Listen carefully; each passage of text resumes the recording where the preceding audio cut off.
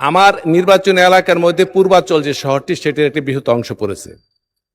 91 সনে বিএনপি যখন ক্ষমতায়, মাননীয় প্রধানমন্ত্রী ছিলেন দেশনেত্রী বেগম খালেদা জিয়া, এই শহরের কাজ প্রথম শুরু হয় পূর্ণোদ্যমে। তখন ওইখানে সঙ্গত কারণে জমি অধিগ্রহণ করতে যাওয়ার পরে একটা অপ্রীতিকর ঘটনা ঘটে আইন শৃঙ্খলা রক্ষাকারী বাহিনীর সাথে। তখন খুব বেকায়দায় ছিলাম আমরা। তৎকালীন স্বরাষ্ট্রমন্ত্রী আব্দুল মতিন চৌধুরী, আজকে তিনি কবরবাসী, ওনাকে নিয়ে মানুষকে বোঝানোর জন্য আমরা 23টা পথসভা করতে হয়েছিল। যখন যায় তখন মানুষ লাঠিসোঁটা নিয়ে আসে, জমি দিবে না, এটা বুঝাইতে বুঝাইতে আমরা 23টি পথসভা ওনার সাথে করেছি। আজকে উনি কবরবাসী, আমি তার বিধি আত্মার মাগফিরাত কামনা করছি। অত্যন্ত ভালো লোক ছিল মাননীয় স্পিকার।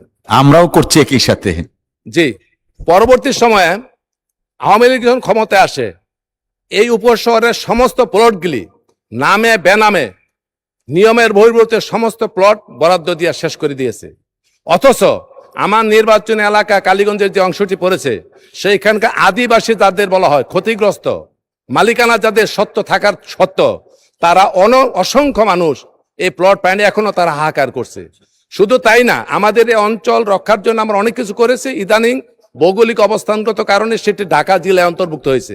এইটা আমাদের এলাকার জন্য একটা কষ্টের ব্যাপার, বেদনার ব্যাপার। যাই হোক, মাননীয় মন্ত্রীর কাছে আমি জানতে চাচ্ছি, আমার এলাকায় ক্ষতিগ্রস্ত আদিবাসী যারা পৈতৃক সূত্রে এখনো প্লট পায় নাই, তাদের প্লট জরুরি ভিত্তিতে দেওয়ার জন্য উনি কার্যকরী কোনো পদক্ষেপ গ্রহণ করবেন কিনা বিনয়ের সাথে জানতে চাচ্ছি। আপনাকে ধন্যবাদ।